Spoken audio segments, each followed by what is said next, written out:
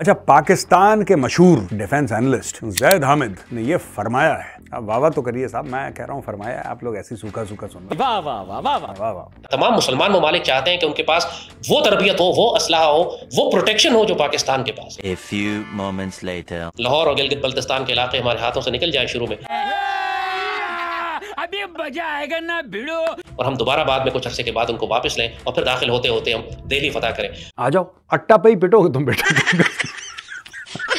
पूरी रियासत पाकिस्तान के लिए खतरा बन चुका है। क्या कैंसर थे जो निकल कर अब वो फोड़ा जो छोटा सा दाना था अब इतना बड़ा कैंसर बन गया है। अब कैंसर इतना फैल चुका है, पैरासिटामोल से काम नहीं चल।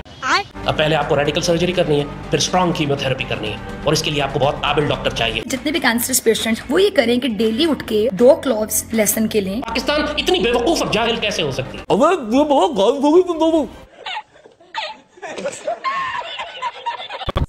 ये नहीं कि अल्लाह ने हमें गरीब बनाया हुआ है, तो हम आलम इस्लाम का सबसे अमीर तरीन मुल्क है। इतनी सी इमदाद के लिए IMF ने हमें तिगनी का नाच नचाया हुआ है। IMF ने हमें आड़े हाथों लिया और नाक से लकीरें निकलवाई।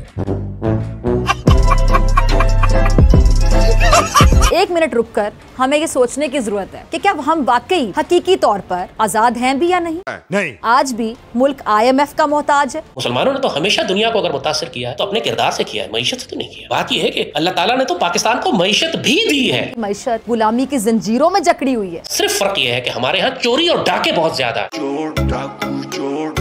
मुत्तहिदा हुकूमत ने नए पाकिस्तान को पुराने पाकिस्तान में फिर से बदल दिया, तब्दील कर दिया।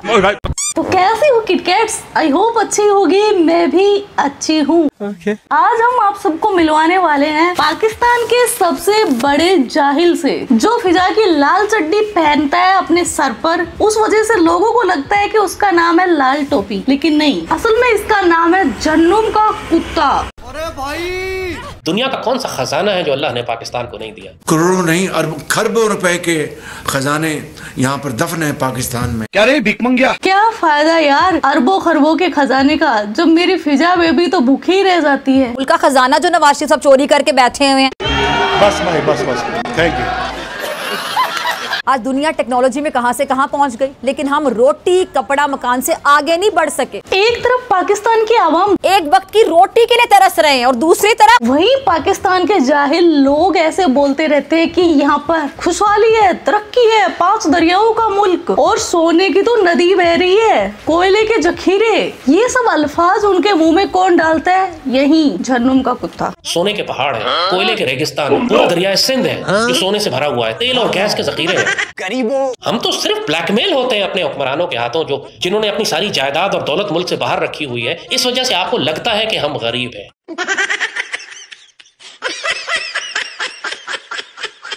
हम गरीब तो नहीं है, हमारा तो दौलत लूटी गई है। पूरी दुनिया के अमीर तरीन मुल्कों में शामिल होते हैं। अबे वो फटे दूध की चाय पीकर आया है क्या, जो इतनी ज्यादा बकवास कर रहे हैं? लेकिन अवाम भीख मांगते हैं, रात को भूखे सोते हैं। क्यों? सारी दौलत बाहर की गैर मुल्की मल्टीनेशनल और हुक्मरान चोर करप्ट डाकू लूट के ले जाते हैं, और उन्होंने हड्डियों से गुदा भी निकाल लिया। इस मुल्क में गंदे अंडे बहुत हैं। पाकिस्तान बना ही इसीलिए था कि यहाँ पर खिलाफत राशिदा का निजाम नाफिज हो। पाकिस्तान की तहरीक का सारा मकसद यही था कि पाकिस्तान का मतलब क्या। लानत। कायद आज़म ने भी खुद बहुत वाज़ेह अंदाज में ये बात फरमाई थी। अरे वाह। और ये पाकिस्तान कभी भी कायम ना होता तो कैसे हो गया? किसने किया? पाकिस्तान अल्लाह ने कायम कर दिया है। क्या मतलब? जिन्ना की रूह वापस से टीबी की बीमारी से मर जाए? और अब पाकिस्तान के मुसलमानों की जिम्मेदारी है कि आप मुल्क को खोखला कर दें, आप मुल्क को तबाह बर्बाद कर दें, और होगा इंशाअल्लाह ताला। नो डाउट लाल टोपी जाहिलों का बादशाह है, लेकिन कभी कभी इसके मुंह से भी सच निकल ही जाती है। तो सुनो, लोग ये बात करते हैं कि इस्लाम के अंदर डेमोक्रेसी है। मैं डॉक्टर फिजा खान, अभी डिस्किस क्या हो रहा है? कि इस्लामी जमहूरिया पाकिस्तान। इस्लाम के अंदर डेमोक्रेसी नहीं है। क्या? इस्लाम के अंदर डेमोक्रेसी नहीं है। हाँ भाई, कैसी लगी? बिल्कुल भी अच्छा नहीं। आगे स्वाद हलवा खाएं और सो जाएं। My God. इस्लामी कवानीन के अंदर जुल्म और सितम होता है, और ये अदल फराहम नहीं करते, और फसाद इनकी वजह से फैलता है। बात तो सही है। वही तरीका इख्तियार करेंगे जो कायदे आज़म ने किया था। क्या किया था जिन्ना ने? इस्लाम को उसने जिंदा कर दिया। क्या मतलब? पहले मरा हुआ था? कायदे आज़म ने जब पाकिस्तान बनाया तो पूरा निजाम अंग्रेजों का था ना, इसीलिए तो कायदे आज़म ने पहली रात को इनके पाकिस्तान के कायदे आज़म के साथ अंग्रेजों के कायदे आज़म ने कबड्डी खेली थी। बड़े बड़े काम कायदे आज़म ने किए। समझ रहे हो आप? समझ रहे हो? वो उसी निजाम में रहते हुए एक स्ट्रॉन्ग एडमिनिस्ट्रेटर होते की हैसियत से पूरे मुल्क में तरक्की का जाल बिछा दिया। एग्रीकल्चर और डैम्स और क्या क्या कुछ नहीं किया। आपसे समझदार ना पागल होते हैं। जिस तरह कायदे आजम ने किया था उसी तरह हमें करना है। क्या मतलब, तुम्हें भी अंग्रेजों का कायदे आजम चाहिए? पूरी दुनिया के मुसलमानों का एक इंटेलेक्चुअल पूल जमा करना है। अबे साले, पूरी मुस्लिम दुनिया में, बल्कि पूरी दुनिया में पाकिस्तान का लिहाज किया जाता है। क्यों इन्होंने इराक और शाम की तरह पाकिस्तान पर अभी तक हमला नहीं किया? क्योंकि वो जानते हैं कि पाकिस्तान दुनिया की एक मजबूत एटमी ताकत है। हमारी मुसल्लह अफवाज दुनिया की बेहतरीन फौजों में से हैं। नंबर 1 बोल यार, नंबर 1। इस वजह से अभी तक भारत ने और दुनिया की दूसरी ताकतों ने, इसराइल ने पाकिस्तान पर हमला नहीं किया। पाकिस्तान पर क्यों नहीं हमला करता इसराइल आगे? वो क्यों इंडिया को आगे लगाता है हमेशा, खुद क्यों नहीं आता? इसलिए उसको पता है कि पाकिस्तान का जवाब वो बर्दाश्त नहीं कर सकेगा। अंकल जी, सागर के पुल के नीचे तेरी माँ भजिया तले मेरा बाप खा के चले। साले जाहिल, बिरयानी में आयोडेक्स मिलाकर खाता है क्या है? कौन सा नशा करता है? पहली बात तो इजराइल के बॉर्डर नहीं लगते पाकिस्तान के साथ, तो लड़ेगा क्यों? दूसरी बात, तुम इजराइल के उंगली करके देखो एक बार, फिर जिस तरह जिन्ना की रूह भटक रही है ना, वैसे पाकिस्तान की रूह भी नहीं भटकती मिलेगी, वो रूह को भी मार देंगे। डेफिनेटली पूरी दुनिया जानती है। अरे बड़े खतरनाक लोग हैं। तमाम अरब ममालिक खौफजदा हैं। अच्छा, मुझे नहीं पता था ये लाल टोपी इतना कन्वर्टेड मुस्लिम को क्यों लेकर साथ चलता है। ज्यादा ये मुसलमान आपको कन्वर्ट मिलेंगे, उनके अंदर वो जज्बा, वो आग भड़क रही है ईमान की और इस्लाम की, वो कंट्रीब्यूट करेंगे आके पाकिस्तान को खिलाफत रास्ता का मॉडल बनाने में। जो रियल मुस्लिम है सऊदी अरब से इतनी नफरत क्यों करता है, उसके लिए कहानी सुननी पड़ेगी, और कहानी सुनाएंगे हमारे मेजर सर। अच्छा, क्या हुआ कि जैद हामिद की आदत है बकवास करने की, ठीक है। ये आदमी जो है, इसको है कुछ, जैसे कुछ लोगों को होता है ना कि बवसीर टाइप का है, इसको है प्रॉब्लम। बतौर पाकिस्तानी दुख होता है, तकलीफ होती है। ये गया सऊदी अरब, ये कुछ साल पहले की बात बता रहा हूँ। ये भाई साहब पहुंचे सऊदी अरब। सऊदी अरब पहुंच के ये सऊदी अरब को मुसलमान बनना सिखा रहे थे कि तुम कैसे बेहतर मुसलमान बन सकते हो, तुम में क्या कमियां हैं। ये फंस गया। सऊदी अरब ने बोला कि अच्छा तुम बहुत बोलती हबीबी है, चलो आओ हमारे मेहमान बनती, तुम्हें रोज रोज खजूर खिलाती। तो शेख ने पकड़ के उसको जेल में डाल दिया, 8 साल की जेल, और बोला कि अंग विशेष पे 1000 कोड़े पड़ेंगे। रोज वो शाम को मारते हैं जाके। और भाई साहब इसको कोड़े पड़ना शुरू हुए अंग विशेष पे, तो ये ऐसे, ये देखिए, ये बंदर की फोटो नहीं है भाई, ये जैद हामिद है।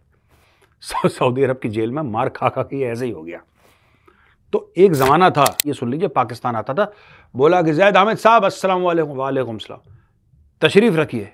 तो जैसे ही बोलते थे तशरीफ रखिए, तो उसकी रूह कांप जाती थी, औंधे मुंह लेट जाता था, क्योंकि इसकी तशरीफ कर दी थी शेखों ने लाल, क्योंकि ये वहां पे बकवास कर रहा था और यहाँ पे अरबों को सिखा रहा था कि तुम्हें कैसे बेहतर मुसलमान बनना है, तुम क्या गलत कर रहे हो, तुम ये गलत हो, ये गलत हो, आलम है इस्लाम। जब इसको कोड़े पड़ रहे थे ना, तो फिर पाकिस्तान ने बोला कि हमें कॉन्सुलर एक्सेस चाहिए, जो होता है डिप्लोमेट्स जाते हैं, आपका जो एम्बेसी है, पाकिस्तान का जो एम्बेसी है सऊदी अरेबिया में, वो जाएगा, बोलेगा कि साहब हमें हमारा बंदा फंस गया। तो सऊदी अरब ने मना कर दिया, हम इसको कॉन्सुलर एक्सेस देंगे। और रोज इसको पढ़ रहे थे, किश्त होती है ना, कोड़ों की किश्त होती है, तो रोज इसको, वो आता था ऊंट पे शेख कोड़ा लेके, कहता था हबीबी मुंह खोलो, पहले खजूर खाओ, अब लो कोड़े कोड़े कोड़े।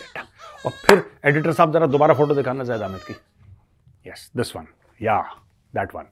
तो ये है जैद हामिद की फोटो, कोड़े पड़ने के बाद अंग विशेष हो गया बिल्कुल ऐसा जैसे कश्मीर का सेब। कश्मीर का सेब इसलिए बोल रहा हूं क्योंकि इनका बड़ा फैसिनेशन है कश्मीर के साथ। हाँ, मैं कश्मीर हूँ, और गजवा हिंद वहीं से शुरू करेंगे, कश्मीर से, तो बड़ा फैसिनेशन है कश्मीर के साथ। तो कश्मीर कश्मीर बोलते हुए इनका अंग विशेष बिल्कुल हो गया कश्मीरी सेब। अच्छा एडिटर साहब, एक साइड लगाइए जैद हामिद की फोटो, ठीक है, अंग विशेष वाली, और दूसरी जगह कश्मीरी सेब। अब मैं आपसे जानना चाहता हूं दोस्तों, इनमें को फर्क पता लग रहा है आपको? Same to same. अब इस लाल टोपी को कोड़ों की इतनी आदत हो गई, अब भी ये चाहता है कि इनको डंडे वाली सरकार मिले। पाकिस्तान को स्टेबल करने के लिए एक अच्छा मजबूत डंडे वाली सरकार आ जाए, वो स्टेबल कर लेगी पाकिस्तान। तो पूरी मुस्लिम दुनिया से आपको दलेर और उलमाए हक को तलाश करके लाना पड़ेगा। अब इसके सपने तो देखिए यार, इसके घर में नहीं है पापड़, लेकिन ये खाना चाहता है अमेरिका से झापड़। अगर अमेरिका ने नेटो बनाया है, नॉर्थ अटलांटिक ट्रीटी बनाई, तो पूरे यूरोप को उन्होंने कहा कि आपको हम न्यूक्लियर अम्ब्रेला देंगे, आपको हम प्रोटेक्शन देंगे। इसलिए एक रूल है कि अगर नेटो के किसी मुल्क पर हमला होता है तो वो कंसिडर किया जाएगा कि नेटो पर हमला है, पूरा नेटो उसका जवाब देगा। मुसलमान दुनिया का ऐसा कोई ब्लॉक अभी तक है नहीं, जब है नहीं तो उसको बनाया जा सकता है, और लीड पाकिस्तान ने ही करना है। इसको हाईजैक करने की कोशिश की गई है इस ब्लॉक को कई दफा। एक दफा जब पाकिस्तान ने टर्की और मलेशिया के साथ मिलकर इस तरह का ब्लॉक इमरान के जमाने में बात शुरू हुई थी कि करे, तो सऊदी अरब ने उसको रुकवा दिया। इमरान डर के मारे पीछे हट गया। हम एक बहुत पावरफुल ब्लॉक बन सकते थे 3 मुसलमान मुल्कों का, और एक दफा वो बन जाता तो दीगर ममालिक उसमें शामिल होना शुरू हो जाता। तो अमेरिकन और इसराइलीज ने सऊदीज के जरिए दबाव डलवाया कि इसको रोको, तो इसको रोका गया। वो जो बात करते हैं ना कि एब्सोल्युटली नॉट और हम कोई गुलाम है, सबसे बड़ा गुलाम वही था जो चीजता था कि हम कोई गुलाम है। उसने जितना बेड़ा गर्क बाहर वालों के कहने पर पाकिस्तान का किया। इमरान खान ने तो कायदे आज़म के नक्शे कदम पे चलते हुए मुल्क को अमेरिका की गुलामी से निकाला, अपने पांव पर खड़ा कर दिया, और मुल्क दुश्मन कुव्वतों को ये कैसे गवारा हो सकता था कि वो पाकिस्तान को तरक्की करता देख सकते। इसलिए उन कुव्वतों ने साजिश का जाल बिछाया, रजीम चेंज जैसी साजिश रचाई, जिसके बाद मुल्क की तरक्की को रिवर्स गियर लग गया। ये हमारी अनफिनिश्ड डेस्टिनी है। पाकिस्तान ने क़यादत करनी है मुसलमान दुनिया की। हमें सिर्फ एक मर्द का बच्चा चाहिए। पाकिस्तान अल्लाह के फजल से न सिर्फ ताकतवर मुल्क है, बल्कि पूरी दुनिया उसकी इज्जत करती है, जानते हुए कि ताकतवर मुल्क है। हमने साबित किया है कि हम एक ताकतवर मुल्क है। पूरी अरब दुनिया हमें इज्जत की निगाह से देखती है, हमको बुलाती है। आप समझ रहे हैं? मुसलमान दुनिया की क़यादत पाकिस्तान के पास आ गई थी, लेकिन इसको करने के लिए जैसे कहा कि आपका हुक्मरान एक डंडे वाली सरकार और मर्द का बच्चा होना चाहिए। मतलब पाक में कोई मर्द है ही नहीं। जाहिर है कि जो इस वक्त बैठे हुए जमहूरी नमूने और तमाशे, इन्होंने तो नहीं करना। मेरे मुंह में खाक। इनको तो पाकिस्तान में कोई स्टेक ही नहीं है। इन्होंने तो सारी दौलत अपने मुल्क से बाहर रखी हुई है। तो ये जो समझ रहे हैं कि हम अपनी दौलत लूट के बाहर भाग रहे हैं और बच जाएंगे, बच के तो कहीं नहीं जा सकते। अल्लाह ने इनको चारों तरफ से घेरा हुआ है। अल्लाह ने रख के चपेड़ मारी है, सबके दांत बाहर निकाल दिए। वही डंडे वाली सरकार फिर आकर कातलों, डाकुओं और चोरों को खंभों पे लटकाएगी आकर। वही अल्लाह का हुक्म नाफिज करेगी कि चोरी करने वालों के हाथ काटेगी, चाहे वो मुल्क का वजीर आजम क्यों ना हो। इसका मतलब शहबाज शरीफ तो यार टुंडा हो जाएगा। शहबाज शरीफ क्या, खुद ये लाल टोपी भी टुंडा हो जाएगा। ये कौन सा ईमानदार है? अब इसकी सोच देख लो। और खवारिज और जहन्नम के कुत्तों के खिलाफ हमें बहुत डिसाइसिव स्टेप लेना है, डिसाइसिव जंग करनी है, अल्लाह का हुक्म नाफिज करना है। सिर्फ इनके खिलाफ नहीं, मंजूर पिश्तीन और मारंग बल्लोच जैसे सब नेशनलिस्ट जलीलों के खिलाफ भी, जो वही काम कर रहे हैं जो जहन्नम के कुत्ते कर रहे हैं, वही फसाद फैला रहे हैं जो जहन्नम के कुत्ते फैला रहे हैं, और वही शरीयत की सजा इन पर नाफिज होगी जो जहन्नम के कुत्तों की सजा है। इनको भी उसी तरह खत्म करना पड़ेगा। हुकूमत और रियासत पाकिस्तान को अब अपनी रिट, अपनी इज्जत, अपने वकार की बहाली के लिए उस तरह बिहेव करना पड़ेगा जैसे इस्लामी एटमी ताकत को बिहेव करना चाहिए। मारंग बलोच को फांसी लगा दे, मंजूर पिश्तीन को लटका दे। दहशतगर्दी तो ये वैसे भी हो रही है। इस तरह की पेशिगोई नेमतुल्लाह शाह वली ने की है। उन्होंने बताई है ये बात। जब वो बात करते हैं कि मुसलमान हिंदुस्तान को दोबारा फतह करेंगे, तो उससे पहले वो कहते हैं कि मुसलमान लाहौर पर कब्जा करेंगे। खैर ये लाल टोपी तो है ही जाहिल, इससे तो मैं कुछ ज्यादा उम्मीद नहीं कर सकती। लेकिन पाकिस्तान के जो पूर्व क्रिकेटर हैं, वो आजकल जब मैच होते हैं, कोई भी सीरीज वगैरह होती है, उसमें भारत की जीत पर ऐसे जश्न मनाते हैं जैसे सच में उनके घर में खुशी हुई हो। लेकिन वीडियो तो देखे भाई साहब, इस क्रिकेटर को गजवाए हिंद करना है। मैंने नेमतुल्लाह शाह वली साहब रहमतुल्लाह अलैह हैं, ये इमाम जाफर सादिक की नस्ल से आते हैं। इनका ताल्लुक हल्ब से, ईरान का एक शहर है। तो मैंने कहा क्यों उन शख्स को पढ़ा जाए। गजवा हिंद के बारे में लिखा गया, अटक का दरिया 2 दफा रंगीन होगा खून से, और अफगानिस्तान की फौजें अटक तक पहुंचेंगी। ये सारी पेशिंग उन्होंने की। लेकिन उसके बाद शुमाल मशरक से फौजें उठेंगी, 8 टोलियों में से लोग आएंगे उज़्बेकिस्तान से। खुरासान की बात की है, खुरासान यहाँ लाहौर तक बनता था, पुराना खुरासान। ये तो पढ़ना चाहिए लोग। हाँ, तो फिर वहाँ से शुमाल मशरक होगी, शुमाल मशरक फौजें निकलेंगे, तब आप वो कश्मीर फतह करेंगे। उसके बाद इंशाल्लाह आगे से। अच्छा, ये बंदा है गजवा हिंद, जो कि सबसे बड़ा झूठ है। गजवा हिंद सबसे बड़ा फ्रॉड है। कोशिश कोई भी करे, किसी भी किताब में कुछ लिखा हो, तुम क्या गजवा फजवा करोगे यार, है? गजबे के लिए पैसे चाहिए। ये उस वक्त हो सकता है जब अल्लाह ना करे लाहौर और गिलगित बल्तिस्तान के इलाके हमारे हाथों से निकल जाए शुरू में, और हम दोबारा बाद में कुछ अरसे के बाद उनको वापस लें, और फिर दाखिल होते होते हम दिल्ली फतह करें। ये ज़ैद अहमद अक्सर कहता है गजवा हिंद गजवा। किसने रोका भाई तुम्हें? किसने रोका है? एक दिन सारी आलम इस्लाम की फौजें आएंगी और वो गजवा हिंद करेंगी। कपिल शर्मा की शो देख लेना।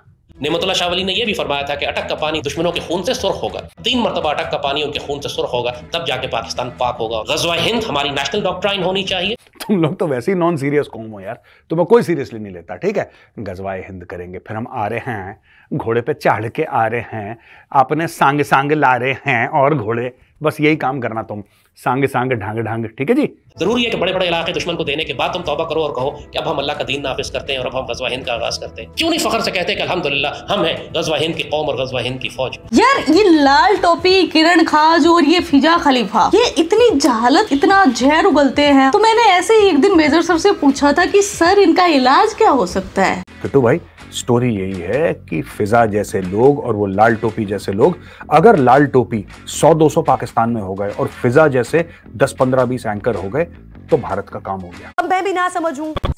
तो आज का वीडियो बस इतना ही। आपके क्या थॉट्स है इस वीडियो के बारे में, वो कमेंट सेक्शन में बता देना। आप अपना ख्याल रखना। Love you my kit cats. Yo Kittu भाई। यो किट्टू भाई।